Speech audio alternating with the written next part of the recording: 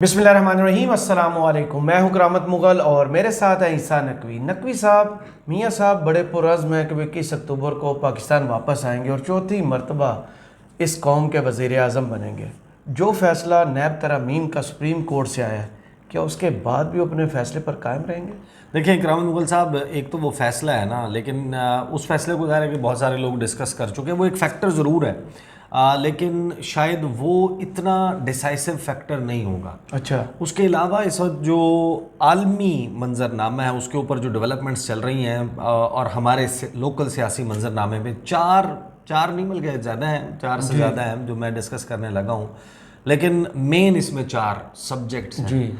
ऐसी खौफनाक डेवलपमेंट्स हो रही हैं, ख़बरें आ रही हैं, जिसके बाद अगर मियाँ मोहम्मद नवाज शरीफ आने का फ़ैसला बरकरार रखते हैं, उसको रिवाइज़ नहीं करते, उसमें कोई तब्दीली नहीं आती, उस पर कोई नज़र षानी नहीं होती, तो मेरे लिए कम से कम हैरान कौन होगा। अच्छा। क्योंकि मकसद सिर्फ वापस आना तो नहीं है ना, वापस आके वज़ीर आज़म बनना भी है। और वज़ीर आज़म बनना भी तो नहीं है ना सिर्फ। क्या ऐसा वज़ीर आज़म बनना है कि जिसको हफ्ते 10 दिन के बाद जो है वो जो सूरत हाल चल रही है आवाम आके कुर्सी से नीचे उतार दें। सही। देखिए मैं आपको एक बात बताऊं कि इस चीज़ को रियलाइज़ करना, और ये कबूतर की तरह जनाब आंखें बंद करने से बिल्ली नहीं भागेगी। इस वक्त जो इंटरनेशनल मार्केट में सूरत हाल है, सऊदी अरब और रशिया के फ़ैसलों से अब उसने अपने रंग दिखाने शुरू कर दिए। और ये जो 16 सितंबर यानी 15 और 16 सितंबर की दरमियानी रात, आज बहुत सारे लोग जब उठे होंगे उनको उस वक्त पता चला होगा कि 26 रुपए का इजाफा कर दिया गया है। यकमुश्त इजाफा है।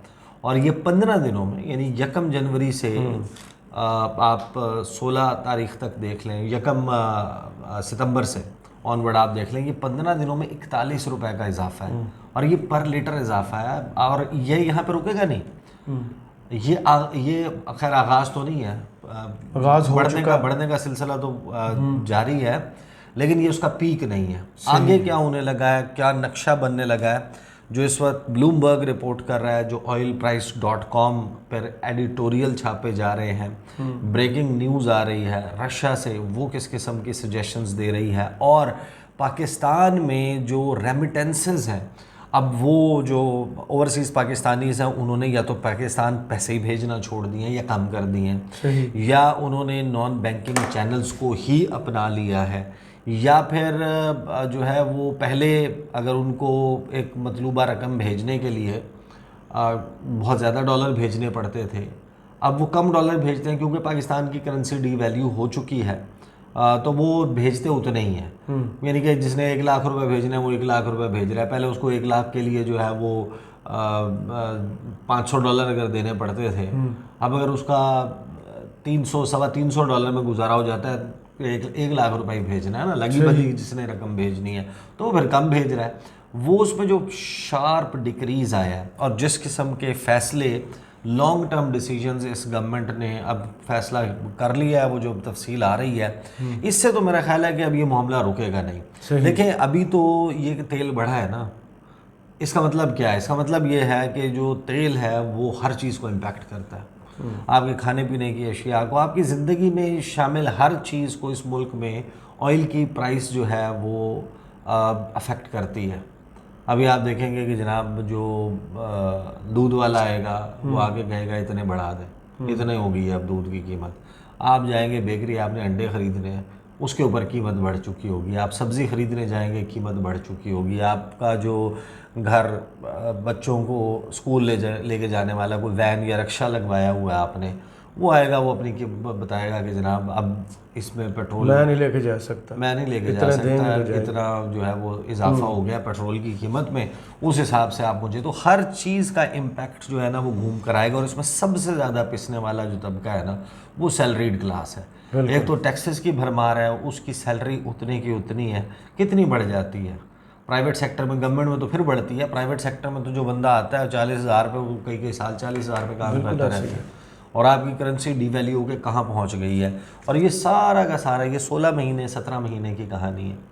उससे पहले ये बिल्कुल नहीं था, और ना ये ट्रैजेक्टरी थी, ना यहाँ पर आना था। जो कहता है वो झूठ बोलता है। अब यानी कि तो अब डिजिट्स है ना, वो गैर सियासी होते हैं, इनसे वो झूठ नहीं बोलते, उनसे आपको पता चल जाता है।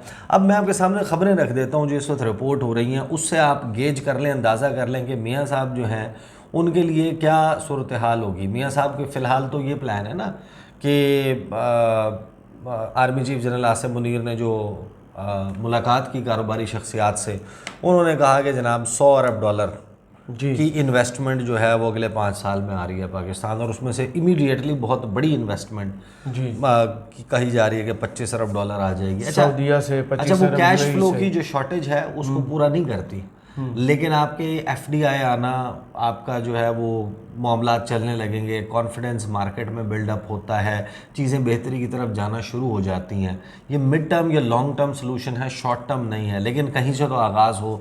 साथ में जनाब एक आपने देखा कि जो क्रैकडाउन है एक्सचेंज कंपनीज़ के ऊपर, हवाला स्मगलर्स हुंडी के पे। ऊपर, हवाला हुंडी वालों पर, चीनी के ज़ख़ीरा अंदोज़ों पर, उसने थोड़ी बहुत सूरत हाल में बेहतरी की है। लेकिन ये जो अब 16-26 रुपए का इम्पैक्ट जो है वो आया है, या आपके तमाम जो उसका कोई पॉसिबल फ़र्क आ सकता था उसको उसने रिवर्स कर दिया।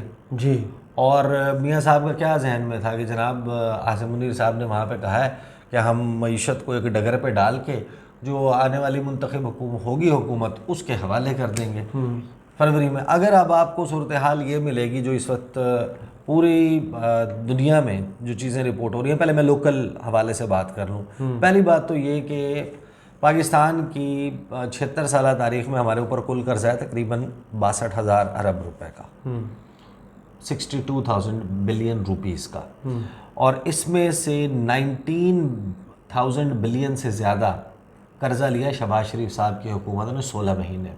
सही। खान साहब की हुकूमत ने 18,000 अरब का कर्जा लिया था। आप देखें कि जो उनके 44 माह की हुकूमत बनती है, साढ़े तीन साल की जो उनकी हुकूमत बनती है, और ये जो काकड़ साहब की हुकूमत आई है, आप अंदाज़ा लगाएंगे 3 महीने में 11,000 अरब रुपए का कर्जा लेने जा रही है, जो खुद जिनके पास मैंडेट ही 3 महीने का है। 11,000 बिलियन रुपीस का जो है वो डोमेस्टिक बोरिंग होने जा रही है।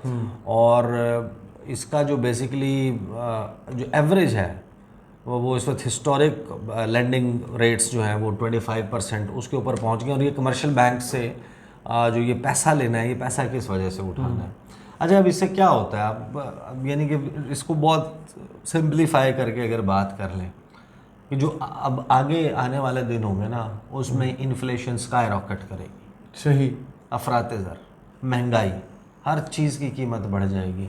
अब मियाँ साहब को हम फ़र्ज़ कर लेते हैं कि वो ये प्लान बना रहे हैं कि मैंने आगे बैठना, मैंने वज़ीर आज़म बन जाना है, और वज़ीर आज़म बन जाएंगे, फिर खाली खजाने पे क्या करेंगे। जो कुछ शहबाज शरीफ साहब ने तबाही मचाई है उसके बाद फिर आप आ जाएंगे, कंट्रोल तो आपसे भी नहीं होगा। जो लोगों का हाल हो चुका है, कंट्रोल नहीं होगा। उसकी वजह क्या है ये देखें। ये अगर आपने अपना एक्सपोर्ट्स बढ़ाई होती हैं, जो इंडस्ट्री धड़ाधड़ बंद हुई है, फैक्ट्रियां बंद हुई हैं, इसहाक डार साहब की पॉलिसीज़ की वजह से और मुफ्ता इस्माइल की सियासी अदम इस्तेहकाम की वजह से, सियासी मारा मारी और लड़ाई की वजह से, इन्वेस्टर कॉन्फिडेंस ना होने की वजह से, ये जो 16 जमातों का भानमती का कुंभा, ये 1300 से 16 जमातें इन्होंने बैठ के जो तबाही मचाई है, उसके नतीजे में ये हुआ है ना। और फिर आपने IMF के साथ आपको वो डील्स करनी पड़ी। आपको 50-60 रुपए के ऊपर आपकी पेट्रोलियम डेवलपमेंट लेवी है, PDL, आप उसको कम ही नहीं करते। आप कमा ही यहाँ से रहे हैं, टैक्स नेट आप बढ़ाया नहीं, आपसे फैसले हुए नहीं, और उसका बर्nt जो है वो अब आ रहा है। अब जो वर्कर रेमिटेंसेस है, जो बाहर से पाकिस्तान में पैसा आता है, कैन यू इमेजिन 24% डिप है लास्ट ईयर के मुकाबले में। लास्ट ईयर के मुकाबले में 24% अगस्त के महीने के फिगर्स आ चुके हैं। अगर $100 आता था तो अब $76 आया है। तो आपको मैं इम्पैक्ट बता देता हूँ जुलाई का और अगस्त का। इस दौरान आप ये जहन में रखिएगा कि तकरीबन $1.25 अरब IMF से आया, पाकिस्तान को मिला, जिसके ऊपर इन्होंने जनाब शादियाँ नहीं बचाई, लुडियाँ डाली, उनका बड़ा कमाल हो गया। ये जो इनफ्लो है उसमें जो कमी आई है जुलाई के महीने में और अगस्त के महीने में, सिर्फ इन दो को कैलकुलेट कर लेना, वो IMF के आए हुए पैसों से कहीं ज़्यादा है डॉलर्स में, सही। तो कमी आई है। यानी आप एक स्टेप आगे उठाते हैं और आप दो स्टेप्स पीछे चले जाते हैं। सही। ये इस वक्त सूरत हाल हुई हुई है, और ये अगर ट्राजेक्टरी कायम रहती है और मियाँ साहब जब आएंगे तो वैसे ही लोग, आपको पता है कितना मोहब्बत करते हैं ओवरसीज़ पाकिस्तानी, नहीं ओवरसीज़ पाकिस्तानी उनसे मोहब्बत कितनी ज़्यादा करते हैं मियाँ साहब को वो। लग पता हाँ, जान गए। अब कोई अंदाज़ा नहीं कि उनकी तरफ से किस किस्म का वो होगा, इनफ्लो आपका ऐसा ही रहेगा। ये जो डिक्रीज़ आया, शार्प डिक्रीज़ आया, उसमें डाटा जारी जो हुआ है उसके मुताबिक 24% जो है वो ड्रॉप हुआ है। 2.09 अरब डॉलर के इनफ्लोज़ हैं अगस्त के महीने में, और गुज़श्ता साल अगस्त में 2.74 अरब डॉलर के थे। सही। अब ये ट्राजेक्टरी कायम रहती है तो दूसरी तरफ आपको एग्जैक्टली oilprice.com क्या बता रहा है कि ये oilprice.com खोल लेते हैं। पहले तो मैं आपको बताता हूँ कि इस वक्त जो WTI क्रूड है, 5 घंटे पहले हम अब इफ़ेक्टिवली सैटरडे की तकरीबन 10-12 बजे गुफ्तगू, 10-11 बजे हम गुफ्तगू कर रहे हैं। तो oilprice.com जो है वो ये हमें बता रहा है कि $90.77 का जो है वो WTI क्रूड इस वक्त ट्रेड हो रहा है।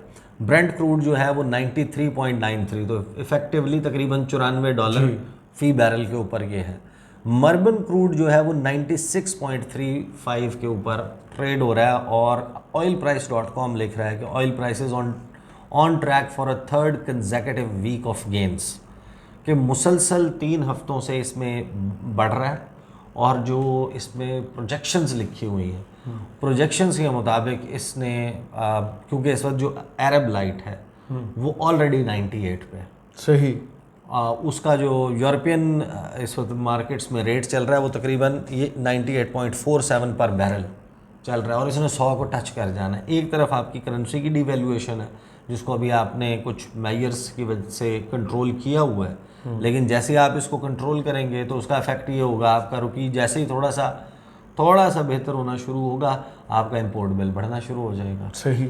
आपका इंपोर्ट बिल बढ़ेगा, फिर आपका दोबारा वही फिर विशियस साइकिल जिसमें आप इस वक्त फंसे हुए हैं। और ये जो सूरत हाल होगी जब आप देखेंगे 91 पर बैरल जो है वो, और ब्रेंट जो है WTI 91 पे, ब्रेंट 94 पे ये गया हुआ, ये oilprice.com का डाटा है।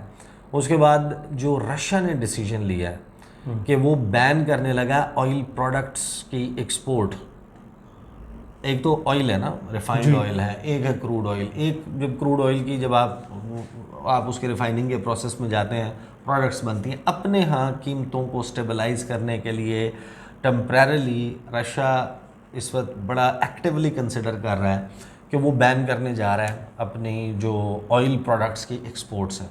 अब उसका इम्पैक्ट जो है वो इंटरनेशनल मार्केट पे डेफिनेटली आएगा, डीजल की कीमतों के ऊपर ख़ास तौर पर आएगा, ट्रांसपोर्टेशन। लेकिन दुनिया के 2 सबसे बड़े एक्सपोर्टर्स हैं सऊदी अरब और रशिया।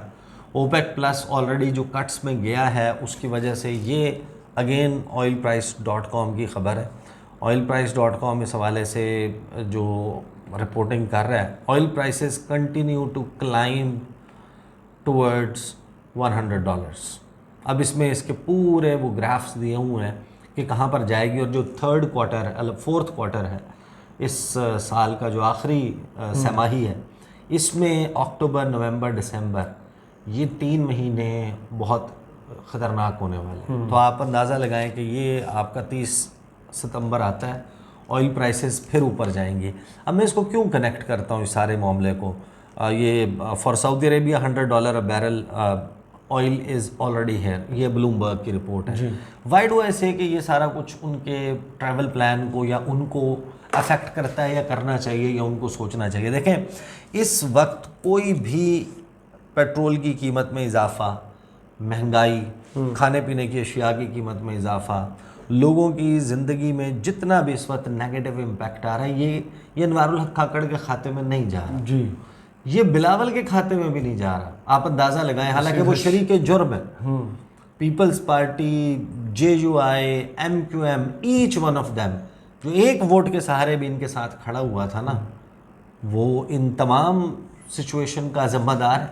बिल्कुल। लेकिन इस इसमें नून लीग जो है वो Major ज़्यादा बदकिस्मत है इस हवाले से कि जितनी भी गालियाँ बढ़ रही हैं, जितना भी गम गुस्सा है लोगों का, नून लीग के बड़े जो देरीना समझे जाने वाले वर्कर्स हैं, क्या वो अफेक्ट नहीं हुए होंगे? सारे हो रहे। क्या पाकिस्तान की मुसल्लह अफवाज में लोग नहीं, उनके ऊपर कोई असर नहीं आया होगा?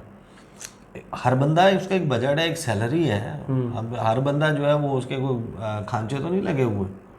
नॉर्मली जो लोगों ने अपना बजट चलाना है एक नॉर्मल एवरेज पे स्केल में, उसके लिए अपना घर चलाना कितना मुश्किल हो गया है। ये जा रहा है मियाँ साहब के खाते में, सही। और जा भी रहा है अब बड़े मियाँ साहब के। अब बड़े मियाँ साहब जब आएंगे तो उनको हम फ़र्ज़ कर लेते हैं कि हर चीज़ आइडियल चलती है, जनाब आपकी डील हुई हुई है, इस्टेब्लिशमेंट से भी आपकी डील हुई हुई है, अदलिया से भी। आपकी डील अवाम से नहीं हुई हुई। अवाम जो है वो आपके ऊपर सीख पा है, और जो पेशेंस थ्रेश होल्ड होता है, जिसको सब्र का पैमाना कहते हैं, आप तो नाक से ऊपर जा चुके हैं। लोगों का सांस घुट रहा है, सांस लेना मुश्किल हुआ है इस वक्त इस फ़ज़ा में। तो आप अगर बैठ जाएंगे तो हुकूमतें वैसे पॉपुलर नहीं हुआ करती, लेकिन आपके पास कुछ ना कुछ कॉस्मेटिक्स करने के लिए, कुछ ना कुछ करने के लिए आपके पास थोड़ी सी फिजिकल स्पेस तो होनी चाहिए। एब्सोल्युटली। तो मुझे लगता है कि मियाँ साहब अब ये शायद अपने जो गुड चैनल्स हैं उनको इस्तेमाल करते हुए वो चाहेंगे कि और थोड़ा सा जो है ना वो हल हो जाए सूरत हाल। ये जो 100 अरब डॉलर की बातें चल रही हैं कि जब तक एक्चुअलाइज हो जाए, कुछ पैसे आ जाएं, कुछ सूरत हाल बेहतर हो जाए।